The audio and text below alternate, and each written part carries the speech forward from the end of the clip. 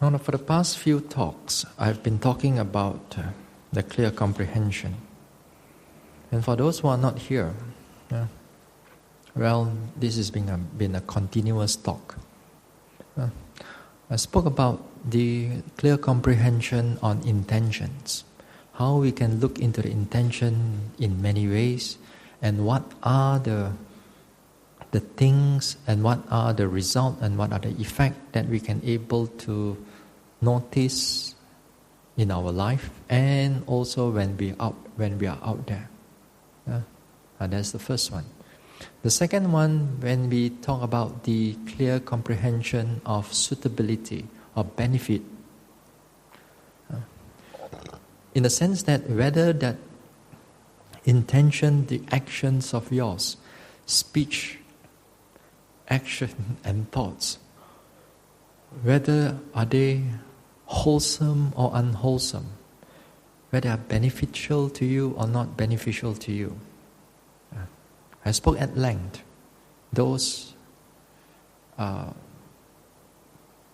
these topics. Then also I talk about the third comprehension. The third comprehension is clear comprehension of domain, where we begin to understand what are the suitable objects for a vipassana practice and what are not the suitable objects for the vipassana practice. So a yogi must learn to differentiate between what is being constructed by the mind and what can be directly known by the mind. If you cannot able to differentiate these two, then a lot of times you can get stuck in the creation of the mind for a long period of time. Then it comes to the fourth clear comprehension. When it comes to clear comprehension, it's connected to the third one, because if you begin to know which is the suitable objects for vipassana, then we take up the objects of vipassana, then here we begin to have clear comprehension of non-delusion. It means that we begin to differentiate, discern the different aspect of the objects that can be directly known. And throughout the time when you are a vipassana meditator, you'll be doing a lot of this, to able to differentiate all these things, the hardness, softness, warmness, coldness, pressure, rising, falling, movement, and you have to differentiate them clearly. And not only just the body, but also the different qualities of the mind. You must be able to know this is sleepiness, this is clarity of the mind, this is openness of the mind, this is a restless mind, this is a thinking mind, this is an angry mind, jealous mind, intention, consciousness. Those things that you begin to see them much more clearer. And throughout yesterday, I've talked about that you have to know how to able for you to arouse the wisdom. What are the conditions when you are here? So as I said, that in the walking meditation, you need to be gradually slow down. As you gradually slow down, you gradually increase the noting, precision of noting. In a sitting aspect, when you are here, you have to be immediate precision. You cannot waste time while you are sitting. And then when it comes to the daily activities, then we have whenever the body is in a relaxed position, and also in a condition where you do not disturb other yogis, at that time we exercise a little bit more precision in our daily activities. So in this way, throughout the whole day, the mind more or less are relaxed, clear, and yet mindful and sharp. And we need you to sustain that day after day, day after day. It's not just a hit and run thing. It's not just a one-day retreat. You come in and you go back, you forget about all these things. This is different. This is a continuous practice. And this is important for the yogis in order for all the deeper aspect of insight to arise. Now, as we begin to able to know how to pay attention to the objects rising, falling, sitting, touching, pressure, and so on. Now, tonight, as I said yesterday, I'm going to talk about the feelings aspect of it.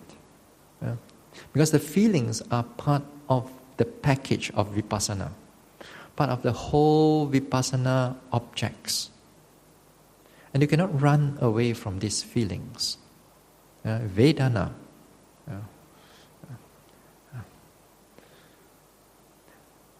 Here, when it comes to these feelings, as mentioned very much by the Buddha, that a lot of times we know that we are supposed to pay attention. These are the proper objects because this can be directly known by the mind. But it's easier said than done. Because when the feelings comes in, especially the painful feelings comes in, you want to give up. You want to give up. And I'm going to look at it into a number of things. Because paying attention to the feelings, especially the dukkha, especially the painful feelings, paying attention to it is not so difficult. But what is difficult to undo is your wrong conception. That is where it's stuck in the mind with the same misconception. Every time you come in and pay attention to the feelings, you will get this more or less the same result. And then they were never able to progress anymore. So a number of times, dealing with these things is not about how you pay attention. It's about clearing all the wrong things that you have been carrying throughout your life about this pain, these pleasant feelings, or even the neutral feelings. So in this Vedana, the Buddha mentioned there are 3 kinds of feelings, or there are 5 kinds of feelings, depending on which one you are looking at it. In order to play it easy, then we say that there are painful feelings, pleasant feelings, and neither pleasant nor painful feelings. Then we have, if you 5, then you have bodily painful feelings, bodily pleasant feelings, bodily unpleasant feelings, bodily pleasant feelings, and neutral feelings. Neutral doesn't divide into 2. Or it can go into 6. Worldly pleasant feelings, worldly unpleasant feelings, worldly neutral feelings, spiritual pleasant feelings, spiritual unpleasant feeling, and spiritual neutral feelings. It all depends on how you want to look at it. But we're not going to go into all this, into these different types of description.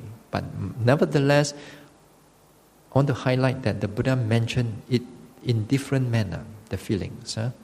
So we take the basic. The basic here is the 3 types of feelings. The painful feelings, pleasant feelings, and the neutral feelings. Or neither pleasant nor unpleasant feelings. In the beginning of the practice that we come in, anyone that is going to start with this meditation, if you start off rightly, properly, in vipassana, what do you think that you encounter? Pleasant feelings are? Most of the time, yogis will encounter unpleasant feelings. A lot of unpleasant feelings. Very strong unpleasant feelings sometimes.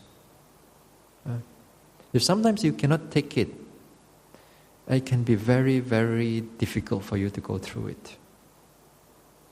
The problem is not with the feelings. It's because that a lot of times yogis do not know how to take note of these feelings.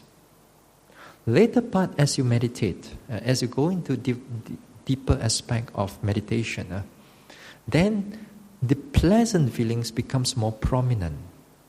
It can become prominent for a period of time. And if you don't know how to deal with it, these pleasant feelings, you can get stuck with the pleasant feelings. Then again, as you able to, if let's say you can able to progress further, then the neutral feelings become more obvious to you. Become more obvious, become more clearer. As the progress towards the realization of Nibbana, it paved by neutral feelings, neither pleasant nor unpleasant feelings. That one we'll talk about that later part.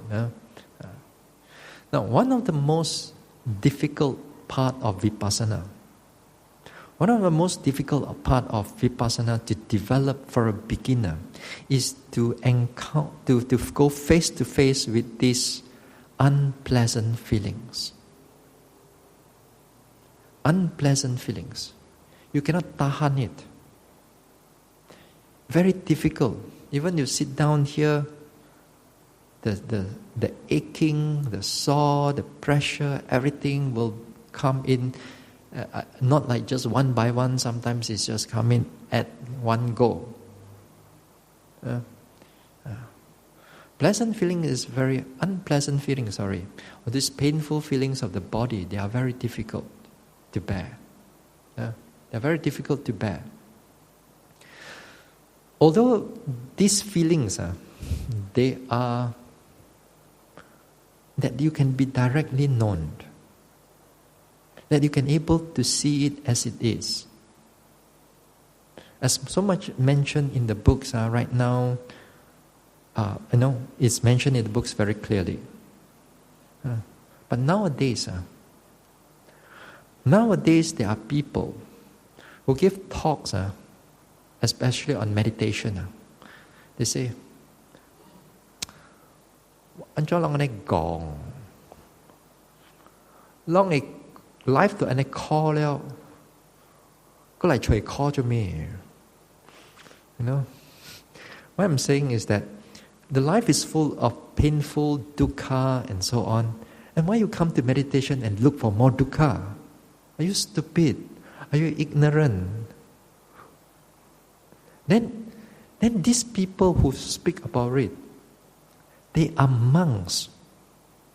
They are nuns. They are much more senior than me. And they speak to it because they carry weight. People who are gullible enough, devotees who are gullible enough, why we should go to a Vipassana center and look for more pain. Life is full of pain already. What for more pain? So you must go to a meditation center. You must, all the pain, you must learn to ignore it. Ignore it, just sit there, diam, very nice and peaceful, so that when you go back, you feel very good, you feel recharged, you feel wonderful. So nowadays, people will sell you that idea. So do you think that if you listen to what I'm talking or the Sayadaw is talking here about pain here, nothing but pain, and there you are, you're talking about very pleasant and everything, which thing do you think you want to go? Pain. But this is how nowadays there are monks, there are speakers who are able to convince you, because it's so much easy for you to go through that. Your life is full of suffering. They put it in such a way that it's so attractive.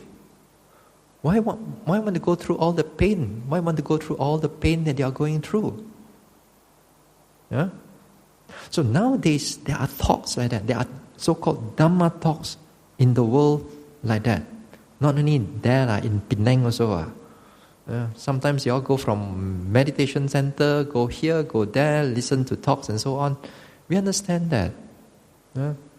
But if you are ignorant enough, you're going to buy into this idea, these thoughts. You're going to get you attached to all the things of the world for a long period of time. Because when the truth arises, you do not want to see it. Even right now, let's say, after you listen some talks and so on, you begin to realize, yes, we have to face pain. We have to face dukkha, Pain is inevitable. Pain is part of our life. Therefore, right now I'm getting old, the hair is getting white, the teeth also drop here and there. Now got this osteoporosis, this heart problem, this cholesterol, I'm facing the dukkha right now. You thought you know all the dukkha because you are getting old. You would think that all the young people, they don't understand dukkha. Only you can understand dukkha. Whatever the Buddha says, you think. This type of dukkha, that even you think that you have those dukkha, yes, it's not that it's the dukkha, it's not, you are not experiencing other things. It is unpleasant feelings. It is dukkha in a certain way. But this one is only the surface type of dukkha. Even you have to go through cancer. Even you have to go through an operation. All these things are just surface dukkha. The sadness that you are going through, for example, the worry that you are going through, although it's kind of like consume your whole life, consume your mind, but these are just a small portion of dukkha only. I feel so much. Because the other dukkha is going to come in with the pleasant feelings. It's going to come in with the pleasant feelings, and the dukkha that's going to come in with the neutral feelings. And it's even more difficult for you to see. Already so difficult for us to able to accept the pleasant feelings, and the unpleasant feelings, the difficult, painful bodily feelings, mental unpleasant feelings. What more when it comes to pleasant feelings? What more when it comes to the neutral feelings? It's even more difficult. That's why to get out of this samsara is not as easy as you think it is. But we will keep that. We will keep those dukkha another time. Perhaps we'll talk about it, but this one we keep it another time. We talk about more of unpleasant feelings for tonight. Now, even right now, you know that unpleasant feelings, these are you can be directly known. You know that you have come into a retreat here, and in the retreat in the past, that you are going to face. You face a lot of unpleasant feelings and so on, and yet, in many times, we still struggle with it. And we still struggle with the unpleasant feelings. Usually we ask, how long your pain comes in? Bante, 10 minutes only, my pain all come in until can tahan or not? Bante, until 45 minutes, my leg want to break already. Bante, be tahan now. So painful, so burning, they got all kinds of description for it. Which is, when you go through all this pain, I'm like a sadist, sometimes I say. When you're facing this pain, I'm so happy. Because you're seeing the truth. But the things that you go through is difficult. We understand that. But if you pay attention to it, okay. Sadist or macho, there's another word for it. Anyway, what I'm trying to say is that if you're able to pay attention to those pain, is well and good. You can able to, at least for that particular sitting, you can deal with it. And it's important for us to deal with it. But the problem with a lot of yogis is that when it comes to pain, before they're able to meditate also, they're already carrying a lot of misconception about the pain, the wrong idea about what pain is like, what the unpleasant feeling is like. Now, one of the common mistake a yogi do, you know that you are supposed to note the pain, But when you comes in noting the pain, you will do it wrongly also. Now, even you know that this is a suitable object for you to pay attention to, this is clear enough, this is prominent enough because they are strong, perhaps after half an hour, they are clear enough. And yet, when you pay attention to it, you can do it wrongly also. And a lot of yogis fall into that trap. Now, one of the common mistake a yogi do is that when they pay attention to the pain, when they note the pain, their whole intention is to make the pain go away. Is to make the pain go away. So what do? Not burning pain, jua, burning pain. Burning pain. How come you're still there? I thought I noted you already, you know. That day, I noted already, you disappear already, what? But how come you're still here? Burning. You're not really want to see the pain as they are, but what do you want to do? You want to escape the pain. You want to get rid of the pain. So the first thing about the pain is that you do not want to see the pain as it is. You want to note the pain so that the pain goes away. This pain, this ache, this everything, whatever that is coming in, you want it to go away. Your ulterior motive is not to see the pain as they are. Your ulterior motive is to see that your body become pleasant again. So in other words, here one thing is that the dislike of the pain is there. Second thing is that you crave for something which is pleasant. You see? This is one of the most common mistakes a yogi will go through. Just to pay attention, bear attention, it's not that easy. But because of our craving, because of our desire, because of our dislike towards the pain, we always want to look for an escape for it. Yeah. So this is one of the most common mistake a yogi do. So every time these yogis come into telling me about the pain here, pain there, they want it to make it go away, they want to note it go away because of the past experience they had it. Yeah, the pain disappeared. This time they will note this pain, they also want to make it to go away. You don't have, man? I'm sure some of you also here, sitting here, also you have already. And a lot of us, we have that at once upon a time. And hopefully we can change that. So this is not the way of paying attention.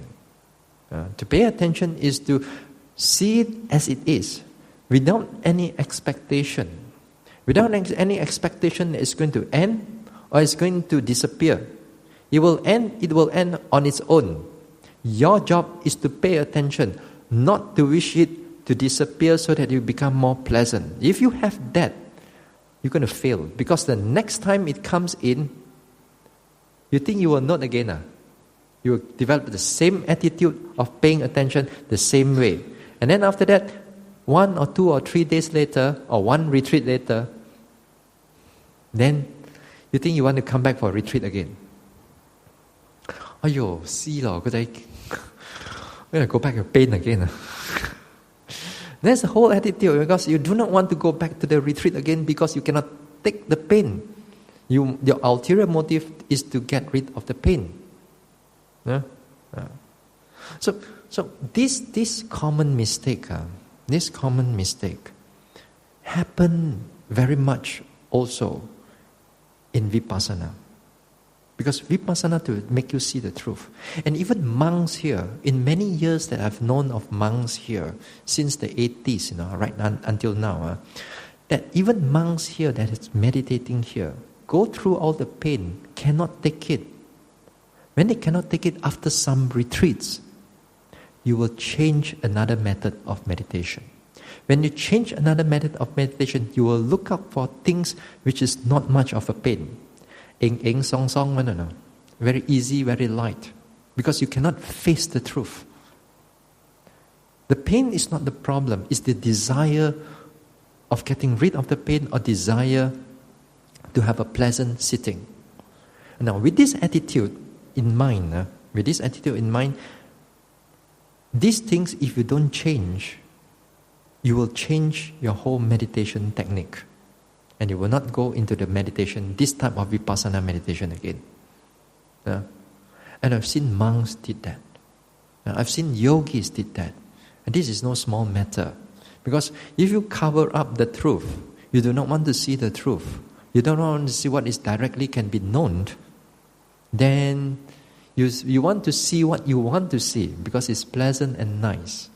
Then you get trapped into all these little cravings. And it make you stay there, keep you think that you are doing okay. That's where delusion comes in. You think that you are doing all right, more wonderful and so on. Yeah. Another misconception, another type of wrong idea, wrong way of how a yogi pays attention to the pain or unpleasant feelings of the body is that they want to see how it ends. This is different from the first one. The first one is a desire to get rid of the pain. The second one is not the desire to get rid of the pain. Because they want to see how the pain ends, for example. The reason they have this they have this idea is because sometimes they listen to the Dhamma talk. They say, everything is impermanent. I think you know. Okay, you thought that impermanent is there. Okay, things sure to come, things sure to disappear. Now the pain is here, it was sure to disappear. So you thought that you have some theory in you. So you sit down, the pain comes in, you try to note. You note, it still didn't end yet. Okay, you don't wish for it to disappear, but you keep on noting this pain, that pain, that pain. That day I can see how it ends. Wonderful. But today doesn't seem that it can able to end. How come what's happening to me? If it's not end, how am I going to see the impermanent? How am I going to see the impermanent then? Then he thought to himself, now the thing is that now the yogi is trying to compare the book's knowledge compared with the experience right now in front of you. If the experience right now in front of you doesn't change, doesn't end, then you feel uneasy about it. Because it doesn't go, your knowledge, your theoretical knowledge and your direct knowledge doesn't go parallel, doesn't go together. Now how come it's supposed to end but it didn't end? You see what I mean now? This is different from the first one. The second one is that because now the yogi have a more better mindfulness. He can able to sustain on the pain. And he can able to notice the pain. But he makes another mistake because he wants to see how it ends because out of listening to talk. That is not a yogi's job to see how it ends. If it's going to end, it will come to you. If it doesn't end, doesn't matter. Sometimes the pain even increase even more. It will change even more impactful on the body. So it's not going to end all the time. Just because that you see in the past 1 or 2 sittings and you see how the pain ends, that doesn't mean the next sitting the pain must also end. Must go according to what you want. So all these things are your expectation again. It's what you want to see. It's not that you're not seeing what is there right in front of you. You keep on expecting how come the pain doesn't end yet. That is not right. Because some yogis with this, with the expectation to see how it ends, but sometimes their meditation becomes, the pain becomes prolonged. It's like that particular pain may last 2 hours, may last 3 hours. May last 2 hours, or it may last 3 hours. Or sometimes you thought that you see one pain end, but before that particular pain end, another one is already arising. So it's already arising, so you are waiting for all the pain to end, they will never end. Because at that particular level of yours, what is happening with the experience of the pain is that it shows you that way. It shows you, it doesn't show you the ending part of it. It shows you the middle part of it where you feel the suffering, the whole impact of the pain. So this time, if it shows you in this way, you pay attention to this way. Don't worry about how it's going to end. Your job is to see it. If it's end, you see how it comes to the end, and what is the next one coming up. If you sit for an hour, half an hour later, and then the pain starts. And the pain starts, different type of pain coming in, and the pain doesn't end until up to the hour. If it doesn't end, doesn't matter. Get up already. Don't be a hero too strongly. If you try to be a hero, once in a while, there are yogis do that. Now what happened is this. After that, when you sit too long with the pain becomes, it's not just a meditation pain right now. A meditation pain, for example, it comes in the physical, you get up, it all disappears. You can walk and everything okay.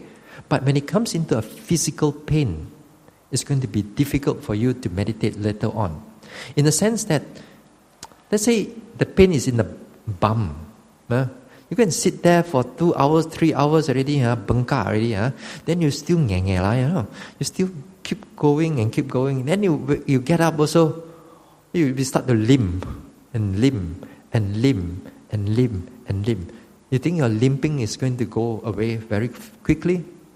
And sometimes the limping is going to last you 2 or 3 days, and you have to carry that bum, that you carry the blue black, or you carry whatever, the pain, the aches is there throughout the whole day. Your walking also is painful, sitting also is painful. And how are you going to achieve something? So don't underestimate this pain, because this pain can turn into something physical. And we do not want you to go back with all these type of problems. Except, we want you to go back with understanding, with mindfulness, with concentration, with some degree of clarity. Not with this pain, not with these aches and all this. Go back, you have to take more medicine than before you come. So it's not right. It's not right. So don't underestimate, don't challenge the pain too much. Don't challenge the pain too much. Finish that hour, get up. If you think you still can see what happened, just give you 5 or 10 minutes more. No problem. But if you keep on going and going and going, you thought that particular sitting is good. Although it's good for that particular sitting, but it may affect you for the next 2 or 3 days. So the next 2 or 3 days, you can't even able to meditate.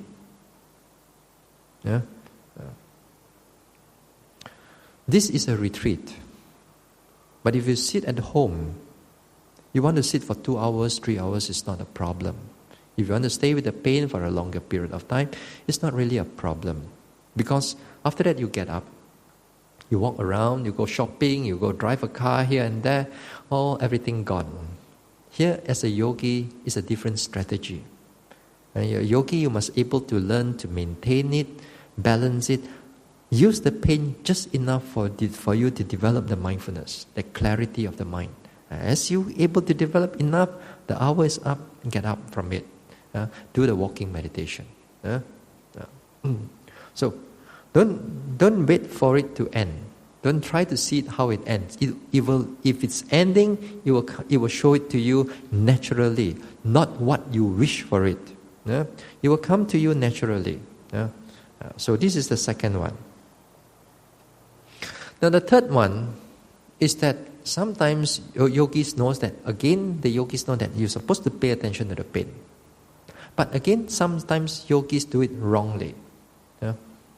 This type of yogis, like yesterday I've mentioned, this type of yogi, he doesn't pay attention to the pain, but he just grit the teeth and just tahan inside there. You know?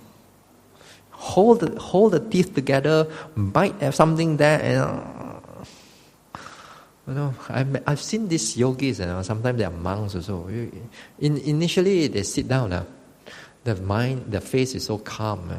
Half an hour later, their face is like keropok. You know, like you can feel so sourness, so much of sourness is coming in from their face. You can feel how much they are suffering that go inside there. A lot of times there are yogis. You just grit the teeth only. You're not paying attention to the true nature of the pain.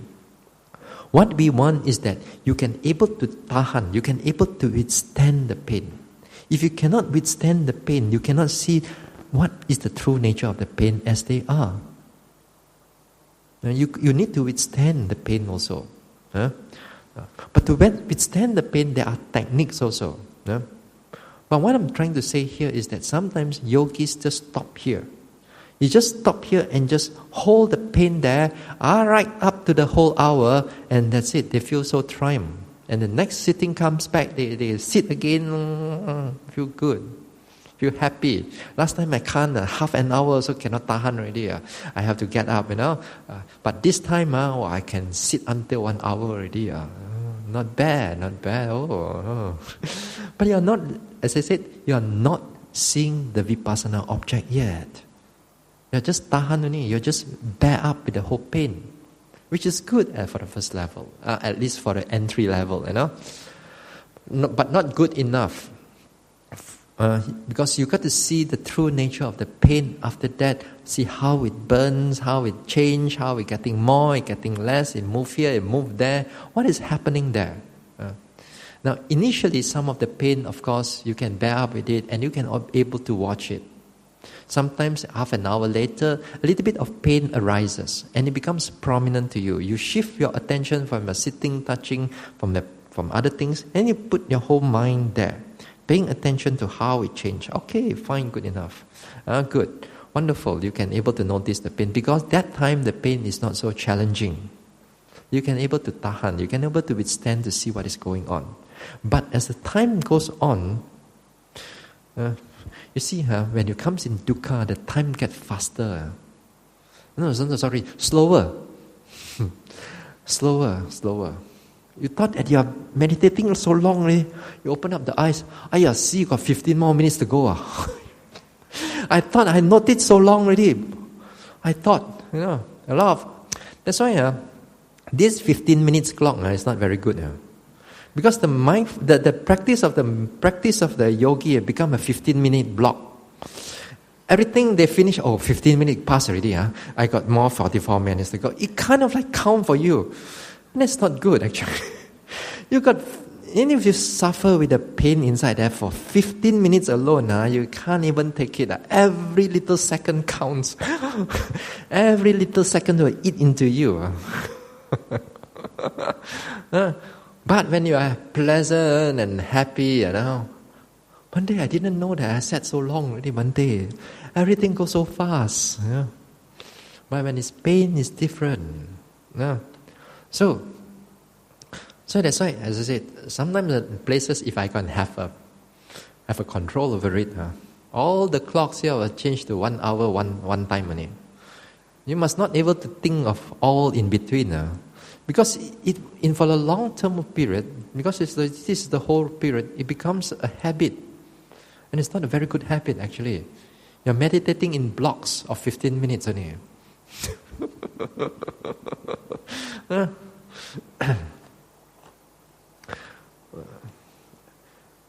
So, what I'm trying to say here is that we need to bear up. We need to bear up with the pain, with the difficult pain, and yet at the same time we need to pay attention to it. Initially, for many yogis, in the beginning part of the meditation, it's not easy for you to bear up. Even sometimes for seasoned yogis also. But because of a seasoned yogis, they have gone through a number of retreats, they know where to pick it up. Then after that, they can bear up with it. But for new yogis, a bit difficult. But it can be overcome. You can able to develop the mind in order to sustain under the pain. One of the most crucial factor here is the walking meditation. Without doing the proper walking meditation, especially on the third phase, even if you don't do the third phase long enough, you don't build up the energy. You don't build up the strength, the effort, the clarity of the mind. This clarity, this alertness you develop over the days, especially on the third phase, because it's a very strong, clear, sustained type of mindfulness. Then this time when you bring it over to your sitting meditation, this time you can see that you can able to prolong onto the pain.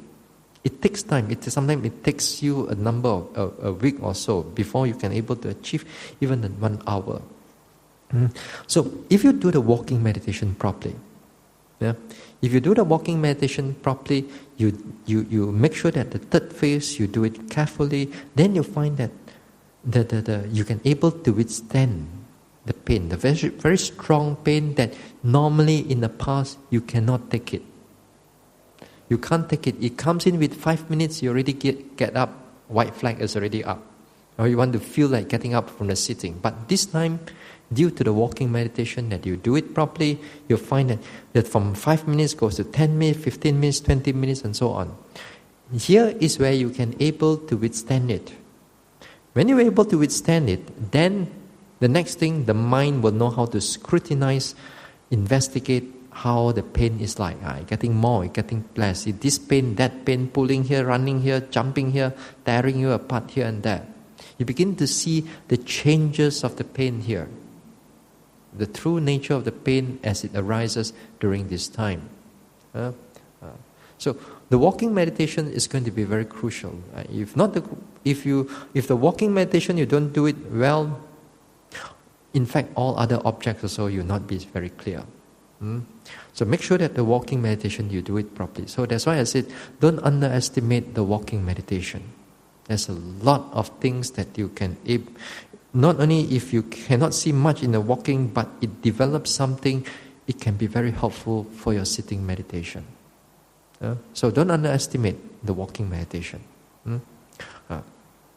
So next time if you find that you grit your teeth, you're aware of it, you take note of it, bring the attention back to see how the nature of the pain like. Pulling, hardening, pressure, so what is going on? This is one thing. Now another thing, the yogi also have a lot of misconception is this.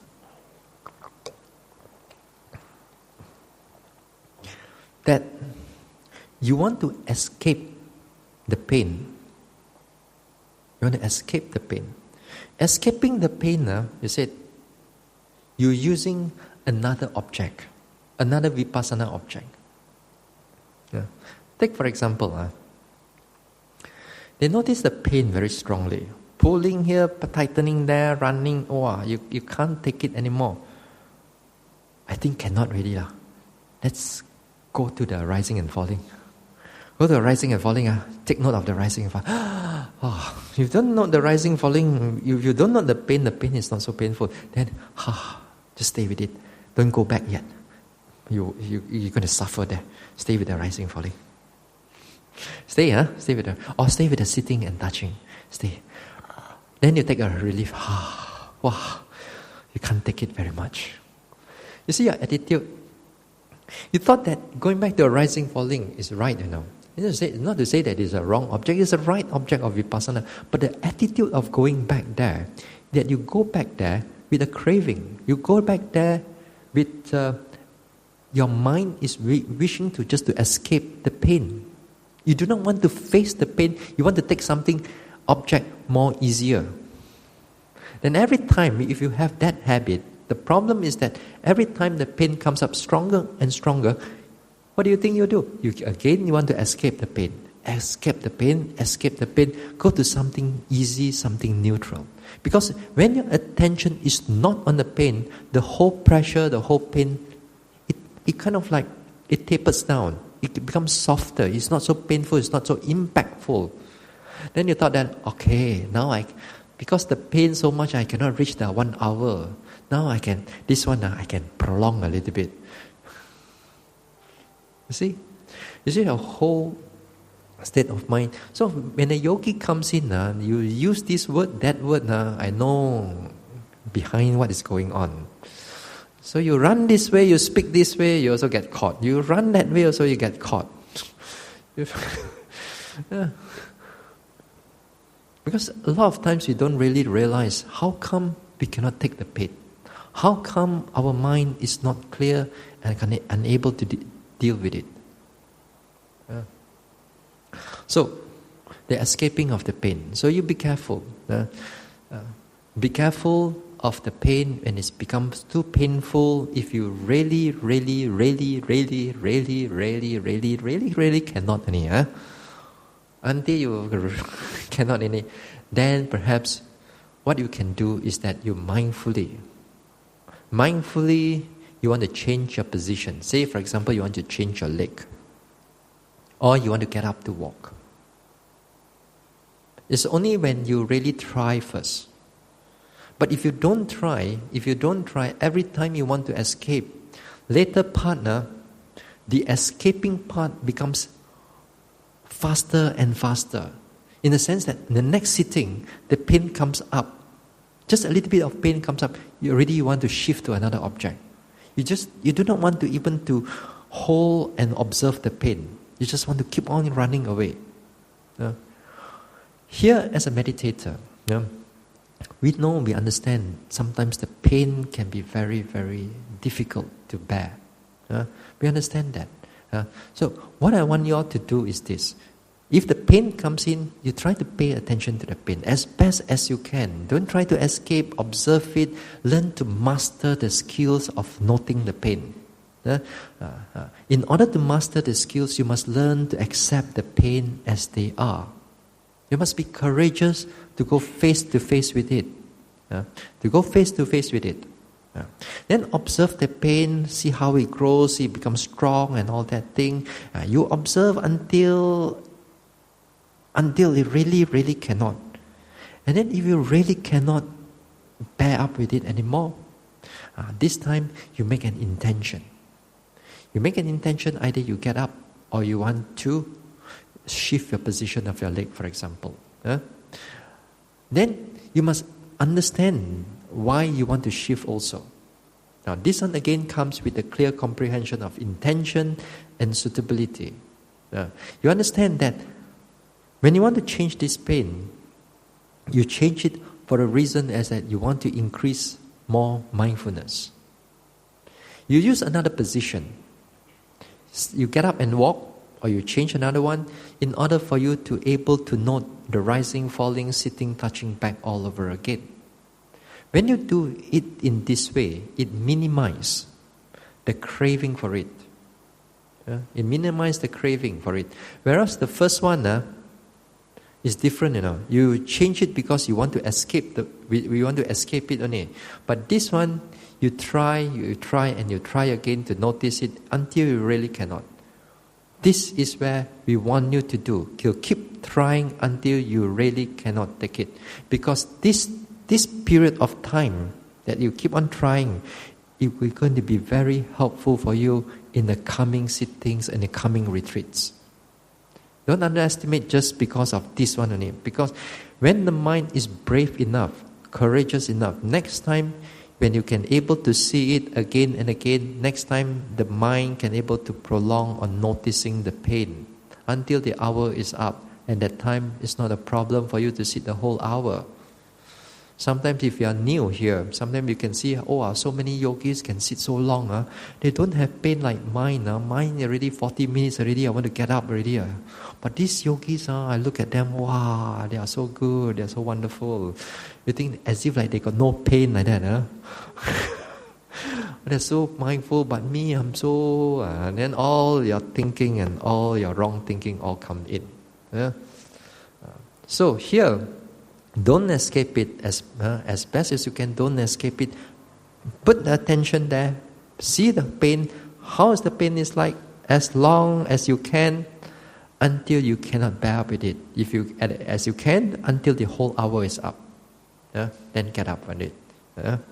So don't try to escape the pain. Another type of yogi about the pain also is when it comes to the pain, because every time it's so painful, what they do is that they note the pain far, far away. Pain gone, but you see you far away. When you see far away, you don't feel the impact of the pain so much. When you really go near, the whole impact of the pain is very strong and you can't take it. So, see far away. So when you see far away, what happens is that you don't see the true nature of the pain. You only see pain only. But what happened to the pain? How the pain changes? There's nothing much. So you see. So what do? You see until that, so that you can finish the hour. So that also is not right.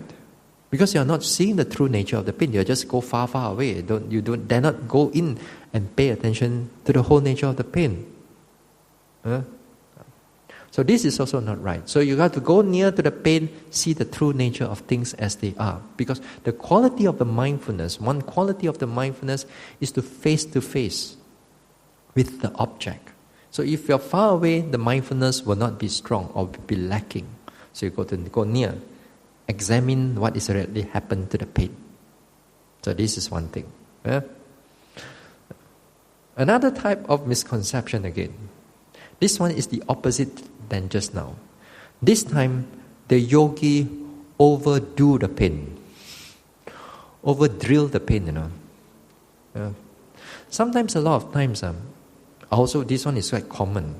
When the yogis goes into vipassana meditation, sometimes the teacher tell them, the pain got core. When you got core, as if like you need to drill it into it, so that you can see the core. Once you see the core, you see the true nature of the pain. That is what been given in the instruction. This is not a right instruction. It is right for a small part of it, but most part of the pain, they do not have a core. Sometimes, for example, when you meditate, when you notice a pain, sometimes you notice that as if like an egg, a sunny side up. The core is there, but you can feel a surrounding there. There's a pain there. Sometimes the pain exhibit in this way for you. That as if like you call. This time, of course, you bring your attention to the core of the pain. Then you see the true nature of the pain. Well and good, no problem. But doesn't mean that all pain is like that. Doesn't mean that all forms of that you are paying attention is going to happen like this. Because some pain is not having any core at all. It's just a pulling pain. It's just a stretching pain. It's just a tightening pain. It's just a squeezing pain. They do not have any core. So, because of your wrong understanding about pain, every time you thought that pain is there, so every time you go and drill into it, so that what happened is that you thought that I haven't seen the core yet, but I could able to feel the pain, but I haven't seen any core. So what do?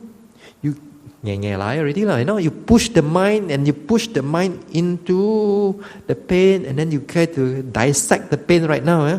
Where is it? You keep searching until it, and yet you couldn't feel any core. Then you think that, hey, something wrong with me. How come this time this pain got nothing there? Something wrong with my noting already. Then that's where your doubt comes in, because it doesn't have a core. You are not seeing it as it is. You're seeing what you want to see, or what you already somebody taught you, So it doesn't mean that all pain has a core. So when it comes to the pain, just keep observing it. See the true nature of it. Don't overshoot and don't go far away. Be rare, see the true nature of it. This one is a skill. This one you need to learn to master it. A lot of times a lot of times yogi tend to go far away because you don't want to feel the pain. And sometimes certain yogi want to become a very good hero, they overshoot and then they want to not until the pain breaks. Then you overshoot.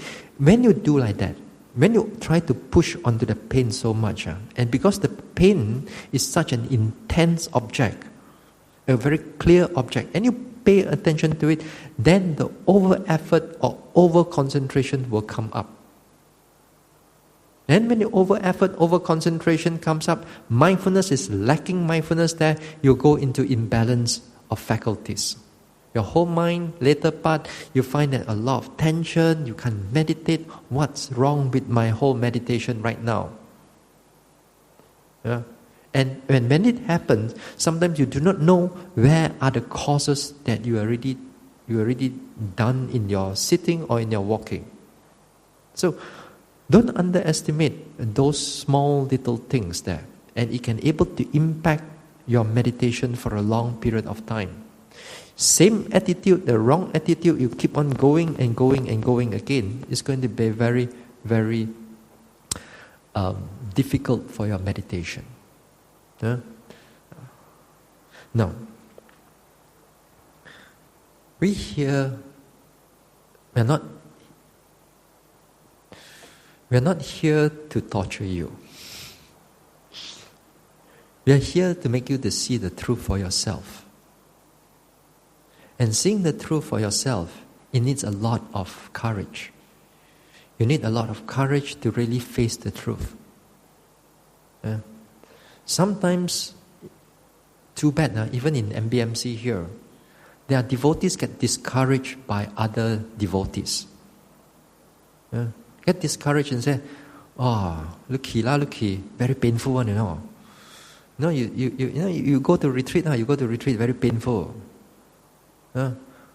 Then you discourage those other yogis who don't have much of a knowledge, but they have a desire to go. But out of your own ignorance, you can stop other people's spiritual progress. And sometimes people here, their mouth is a little bit distorted. You don't even realize that you are stopping people's progress and stopping people's others' spiritual path. The pain is part of the truth. The pain is part of the truth. You got to learn to see it for yourself. In the way of vipassana, in the way of development, no matter what meditation, as long as you fall in the vipassana, you will see the truth itself. You will see this pain very clearly if the mindfulness is clear. You won't able to run away. So next time, don't go and discourage people from meditating. If you cannot meditate yourself, shut up. Then if others want to meditate, by all means support them. But sometimes devotees come, they are more or less want to hoo-ha type of yogi, hoo-ha type of devotees. Kai la, lao jua, meditation, no. Pain, Bante, pain, thinking too much, cannot meditate. So, next time, don't. You come here, you cannot meditate, doesn't matter, but don't go and stop other people, don't stop other devotees who have the heart of meditation. Perhaps if you have that, you can turn off their lights and it's going to be very bad for you. So here, my job here is to make sure that when you come into the pain, pay attention to it directly. Be brave enough, because pain most of the time, these unpleasant feelings most of the time, they are prominent objects. They are very prominent objects. So when it comes to a prominent object, so clear, you don't have to go and look for it. It will come and look for you. You don't have to go and look for rising and falling. Where's the rising and falling? There, rising and falling. But pain, no. Pain is like right in your face. So, different type of object, we must able to deal with it properly also. Because it's so impactful. This time, you don't have to go and push your mind too hard on it. Since it's already come in front of you, First of all, be courageous enough. Let go of all other objects. Let go of all other objects. Be courageous enough. Go face to face with it. Don't go too far. Don't go too near. Just face to face with it, on top of it. Without all your expectation, leave it all aside. How it's going to end, how it's going to get more, and so on, leave it all aside. All the expectation. Just see it as it is. When you pay attention to it as it is, at the same time, relax. You got to be relaxed.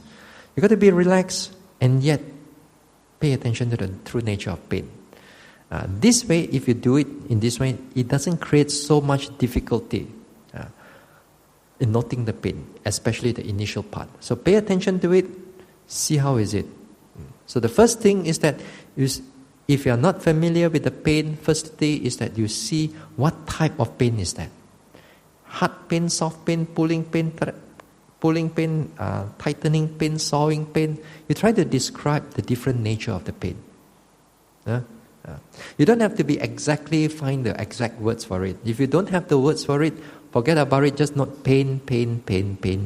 It's perfectly okay. Then the next thing is that you see how the pain changes. Does it get more? Does it get less? Does it change here? Does it move there? Move here? Move there? So if the expectation of wanting to see how it ends, take note of that expectation. Put it aside, keep noting it. You want it to, because of the previous experience that you have, those experience you put it aside. Just keep noting what is going on, the experience in the present moment. See it until the hour is up. You pay attention to the hour is up.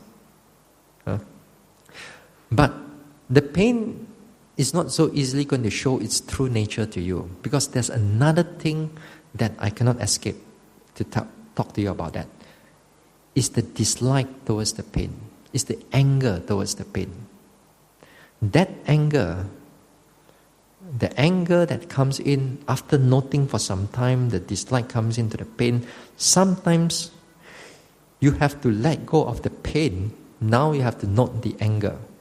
Angry, desire, wanting to escape, wanting, don't like, aversion, bosuka. And that one, you got to pay attention.